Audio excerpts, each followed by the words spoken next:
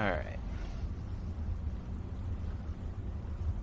Let's go ahead and talk about this most recent patch here.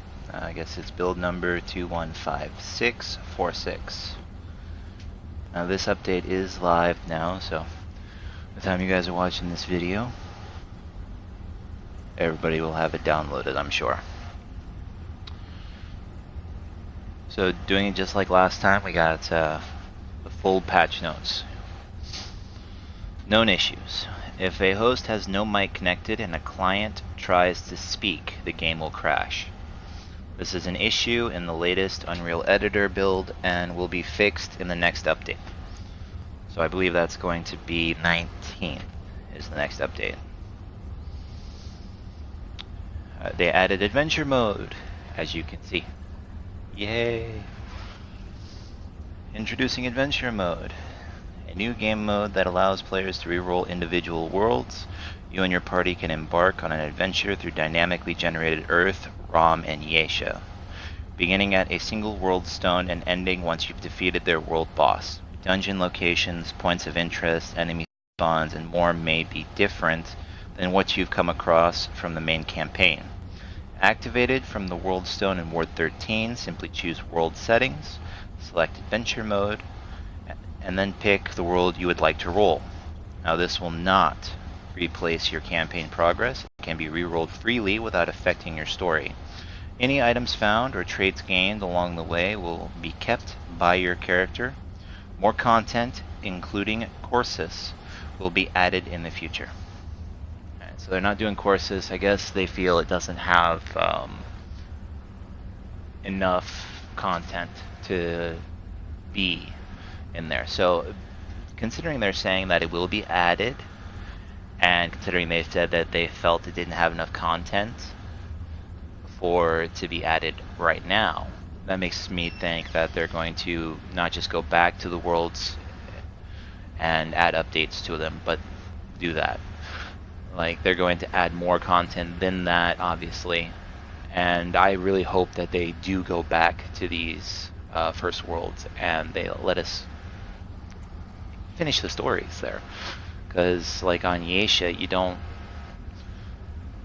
like, there's a lot that's left open. Alright, so then we have dozens of system optimizations and stability fixes, lots of art tweaks, lighting passes, collision fixes. I'm guessing their dev comment on that last one was, while this is the smallest section, it received the most focus. We are always working on additional optimization and stability measures. For this update, we've done numerous passes on each area, covering memory footprint, stability, lighting, collision, and a host of other fixes to help smooth out the gameplay experience. So what that makes me think is, because it's received as much attention as it did, a lot of the glitches that, or exploits, let's put it that way, that people were utilizing to do some extracurricular activities in the game have been patched out. Bug fixes section. Fixed an issue with the repulsor banish description damage modifier showing the wrong info.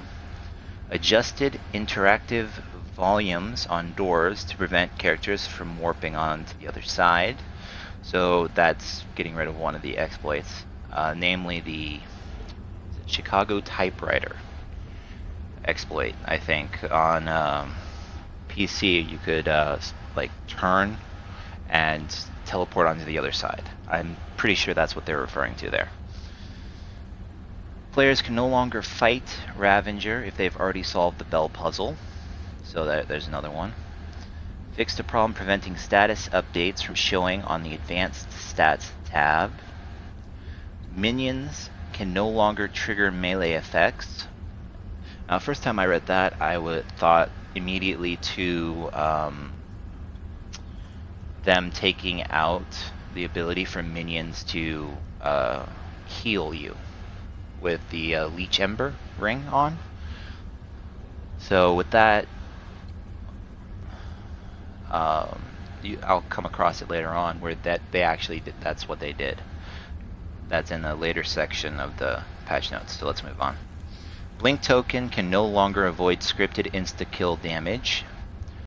You can no longer use blink to get through ceilings and stuff now, so you can't use that to get out of the map. Fixed a soft lock if certain mods were used at the end of a melee attack. I'm not sure what that means. Untouchable achievement is now unlockable in multiplayer. Fixed an issue preventing simplified Chinese from showing up correctly. Told Ace she really needs to stick around in Ward 13. I'm guessing Ace has some issues and she's been disappearing for people. I haven't experienced that. Empty weapons should begin auto-reloading after using a mod. Switching weapons right before activating a mod will no longer activate the new weapon mod. In addition to optimizations, many smaller bugs have been addressed, was our comment on that entire section. Quality of life. Stamina no longer depletes when navigating through Ward 13. Changed delete character button to a hold. Guess people were accidentally deleting their character. Added additional analog dead zone settings for gamepad. Can be set all the way to 0. So they reduced in the settings, I guess. Reduce the time it takes for input to become active and to deactivate. Added inverse X option for aiming. Added a VoIP volume setting for PC. Added ability to disable subtitles in audio menu. I don't know why people would want to do that, but okay. Additional matchmaking optimizations. Dragon Hearts can be used at full health. Nice. That was a big complaint I had. Developer comment. 2 of the biggest requests have been to make it harder to delete your character and giving more control over the controller dead zone. We've addressed both and we're working down the huge list of additional quality of life features. A few additional fixes snuck into this update and we look forward to addressing more and more requests over time. Enemies. General. Reduced Nightmare mode enemy health scaling from 300% to 250. Wasteland Contaminator. Properly flagged as elite to allow Luminite drops. Nightmare. I'm guessing this is the final boss we're talking about now. Fixed to allow clearing array for selecting players if a player is knocked down. Reduced Nightmare boss base health from 2 million to 1.5 million. Adjusted damage modifier in Nightmare mode based on amount of players. Developer comment. General feedback has been that Nightmare mode is a bit bullet spongy. We reduced the total amount of HP boost to help with this, but we know that with updated rumors, updated armors, I read that wrong, it will be less of an issue. We are working hard to update values across the board, which will work with new armors and item updates while still maintaining the challenge. Look for this to be worked on over the next few updates as we lay the groundwork for even harder difficulties with rewards. Okay, so the Nightmare is not going to be the hardest difficulty, and you're going to get more rewards for that. I know that's one thing that they were working on, was to try and make the difficulties actually mean something more than just a little bit more experience or scrap or whatever the issue was. The most recent, like, Nightmare versus Hard, Normal. Alright, so weapons. Hunting rifle. Increased magazine size from 9 to 10. Increased total capacity from 45 to 50. Increased base crit chance from 5% to 10%. Added a 5% weak spot bonus. Hunting rifle is in a good spot, but we wanted to give it just a little bit more love and home in closer to its intended identity. Hunting pistol. Increased crit chance from 10% to 15%. Added minimum crit range 5 meters. Hunting pistol is meant to be a very strong mid to long range option, so we increased its crit chance while limiting the minimum crit range to 5 meters or further. This allows even bigger hits at range and allows accuracy up close without becoming a single shot shotgun. Revolver, increased impact scaling by 10%. The identity of the revolver is massive staggering hits. It now has a bit more kick, but we are also monitoring the damage output and overall effectiveness of the weapon. Sniper rifle. It did a lot to the sniper rifle apparently. Base crit increased from 10 to 20%. Increased ammo reserves from 25 to 27. Increased reload speed by 10%. Increased unscoped sway by, from 0.5 to 0.75. Reduced unscoped sway delay by 90%. Reduced unscoped sway blend-in time from 2.0 to 0.75, so that's more than half. I'm not going to pretend to know exactly what blend-in time is, but drastically reduced scoped sway, decreased initial unscoped reticle size by 50%, increased minimum unscoped reticle size from 1.0 to 1.5, increased minimum unscoped reticle size while moving from 1.5 to 1.75, increased post-firing unscoped reticle delay speed, added a minimum crit range of 12.5. Their comment about this, the sniper rifle has also gone through many changes. We want to home in on the longer range and reduce the effectiveness up close. Pre-release we had a very inaccurate non-scoped reticle, but we knew it didn't feel right, so we tightened it up. However, much like the other long-range guns, it became another close-range shotgun, which prevented us from buffing any of the stats without drastically reducing close-range accuracy. We've made tons of buffs to the long-range functionality and doubled the crit chance while limiting the close-range effectiveness. Chicago Typewriter. Increased damage from 10 to 11, reduced initial reticle size, increased the per-shot reticle increment, so basically I guess it shrinks faster. Reduced the minimum reticle size, so I guess it gets more accurate. Reduced the the decay speed, so it shrinks slower when you're not shooting but still in aim. Developer comment, all around buffs for the classiest of weapons, with the recent assault rifle buffs to accuracy. Handling the typewriter was left behind. We've upped the damage, handling, and overall effectiveness to ensure its rightful place in your arsenal. Particle Accelerator.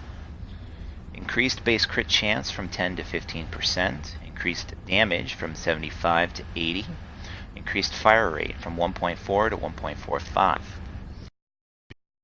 post-shot decay delay from 1.4 to 1.3, increased post-shot decay speed from 1.15 to 1.2, reduced initial reticle size by 40%, drastically reduced scoped sway, added minimum crit range of 7.5 meters.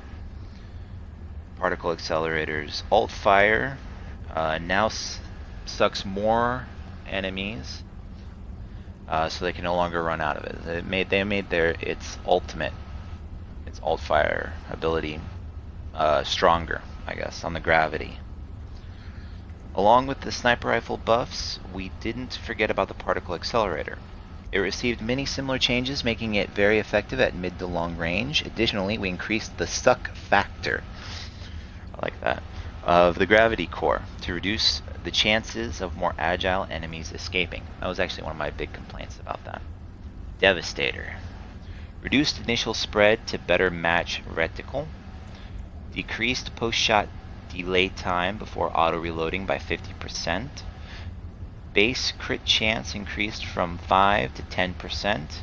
No longer has the 5x chance to proc banded armor on a single target. However, each unique target hit has a chance to proc the banded armor.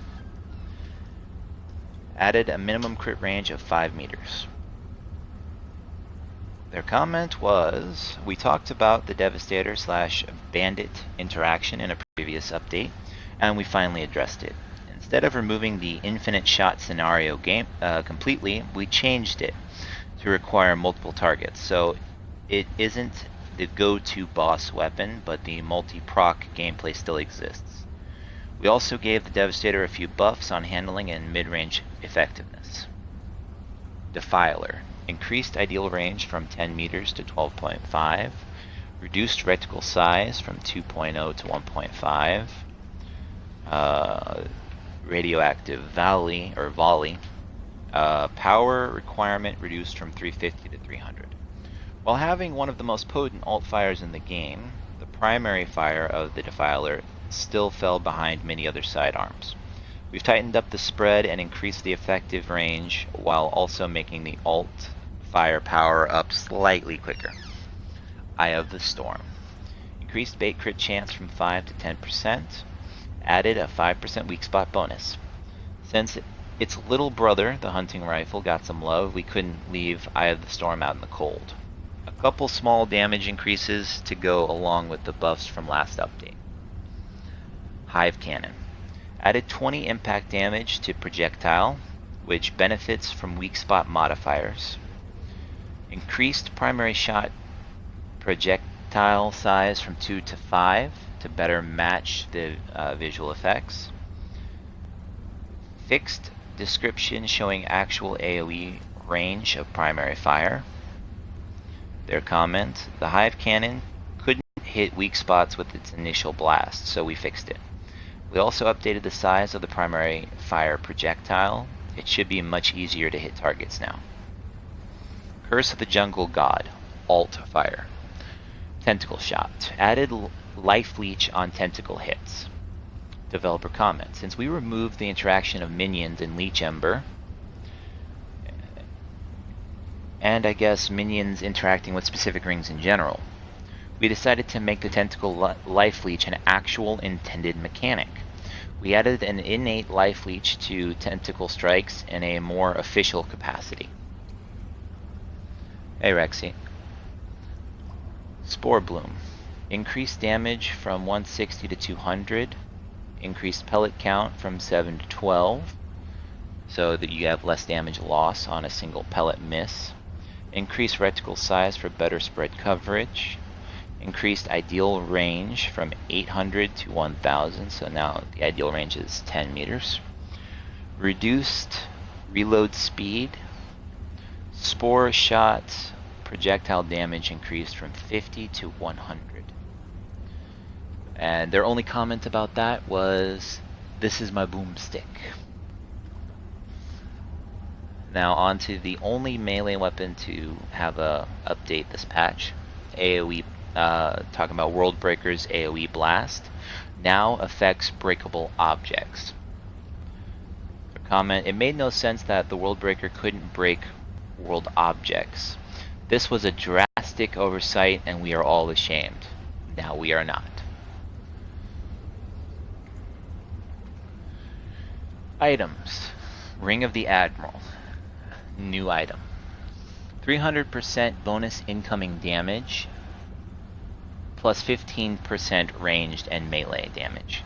So their comment about adding a new ring is, it's for those that like to make things more challenging. While this is the best in-slot ring for damage, it's also the worst for defense.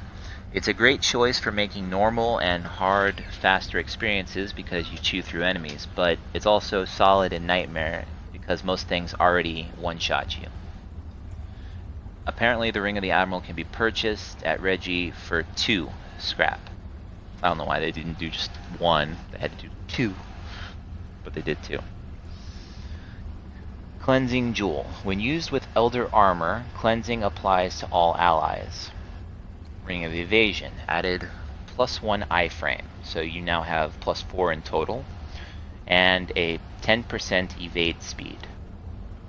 bonus, I guess. Leech Ember, slightly reduced leech amount. Soul Anchor, added plus 5% damage per summon to the wearer. Duration increased from 40 to 50%, and removed additional charge bonus. Developer comment. These trinket changes were to help support the armor rework. We have many additional items up. Now we're on to the armor. Developer comment. We've been listening to the community regarding the desire for more build variety at all levels of play. We wanted to bring up all armors instead of reducing the current effectiveness of the best set, which I guess they say is Radiant. I haven't used it very much, so I couldn't tell you personally. This is our initial pass to help separate each armor and give them unique playstyles, while also encouraging mix and match. Each armor set now has an additional one-piece flat bonus that does not scale. Armor values have also been increased. We will be actively monitoring the builds and tune numbers up or down in the next update to bring them even closer together. Adventure. Its bonus, it increases the amount of scrap picked up by 10%. Total armor value is increased from 10 to 20. Hunter. Reduced range requirement from 15 meters to 10 meters. Its bonus ability is weak spot damage is increased by 15%. Total armor value increased from 19 to 35. Let me go ahead and take a look at that real quick. Okay. Let's go ahead and take that armor set. I'm not going to do it for all of them. I just want to see what it actually says. You look at the piece. Sharpshooter. Increases range damage on targets greater than 10 meters away. Increases weak spot damage by 15%. So basically you get that 15% of weak spots just by wearing one piece. So you look at Ex-Cultist, which actually comes up next in the listings, I think, on the patch notes, yeah. Hits generate additional mod power. Mod power is generated slowly over time. So obviously you can tell right there that I should actually have my mods, yeah, I have them maxed out.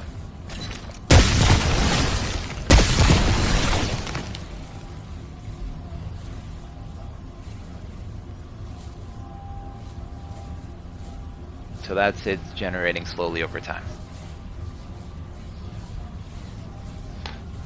Now I'm going to go back to the patch notes real quick. Ex-Cultist, as I said, mod power slowly generated over time. Total armor value increased from 20 to 36. All staggered damage. Okay, that did the Ex-Cultist. Scrapper. All staggered damage within challenger range is increased by 20%.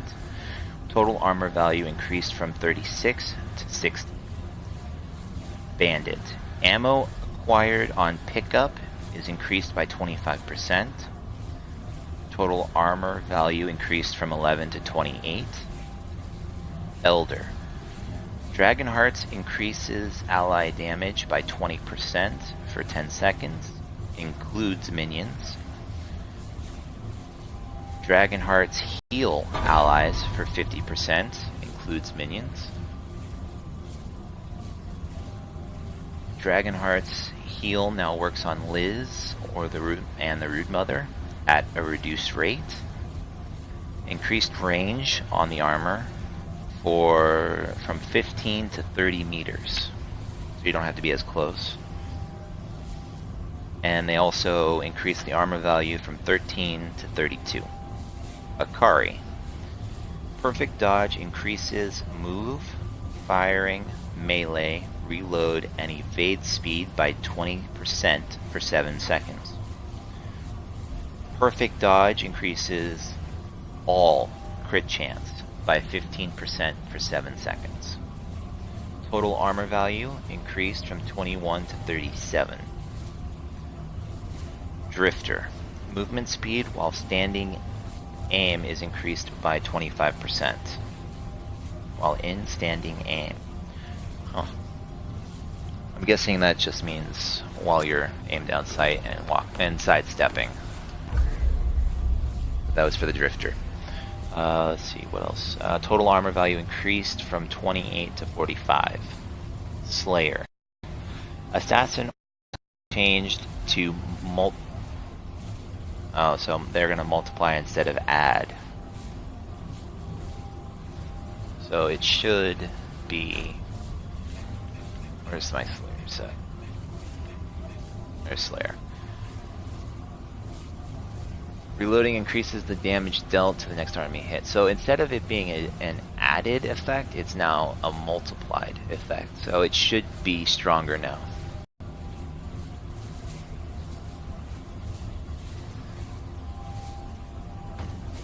Reload speed is increased by 10%. Total armor value increased from 29 to 43. And that's it for the Slayer set. We're on Twisted now, which is right here.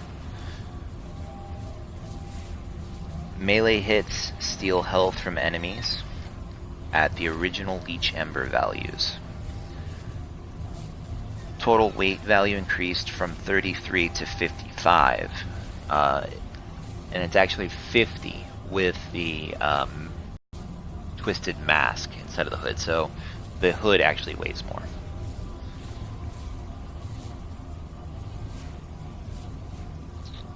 Total armor value increased from 30 to 74.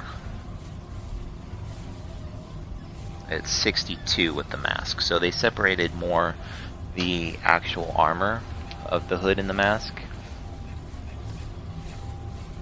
Now granted, mine's one level off being close to each other, but even with that, you can see the difference. Alright, so we're out of Twisted now, we're on to Osseous. Ranged and melee hits against the same target increase damage to that target. Rate of, so your fire rate and melee speed is increased by 5%. Total 7. Radiant. Reduced recoil by 10%. Total armor value increased from 51 to 62. Void. Now, I'm actually checking this out because they changed the way the Void works.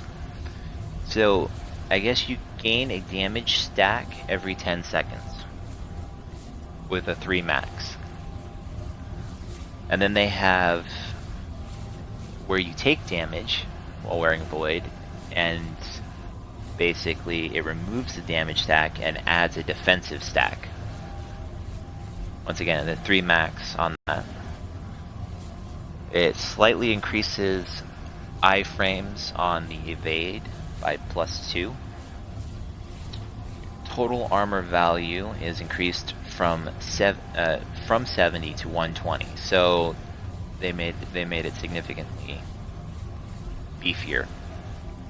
And then at the bottom here, for the last thing they did for the armor, it says total armor value of bomber hat increased from 2 to 10. Now I have no idea what that item is, so I'm interested to look into that. Mods, summons, your Seed Caller, Beacon, Iron Sentinel, and Tentacle Shot. They, as you saw when I shot out the Tentacle Shot, they reduced it down to 2 charges per mod, so you don't actually stack as many charges anymore, and used to stack quite a few, especially the Tentacle Shot. I think it was 3, but they reduced it down to 2 charges per mod. Now I don't think that means they reduced... To better facilitate summoner build, balance, and performance, we reduced all summon mod charges to 2.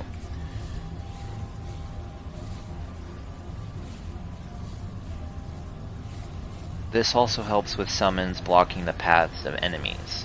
In our next update, we will be looking at powering up the effectiveness and identity of the individual summons. So they're going to play around with the summons, which should be cool. Explosive Shot. Projectile damage increased from 60 to 130. AoE damage increased from 120 to 170. Increased range from 3.5 to 4 meters. Increased minimum drop-off damage from 65% to 80%. Their comment. In our ongoing endeavor to increase the effectiveness of each mod, we powered up Explosive Shot for those that really love AoE damage. Enjoy. Swarm. Fixed bug where projectile lifetime was limited to 12 seconds. They've apparently fixed the projectile duration to 20 seconds.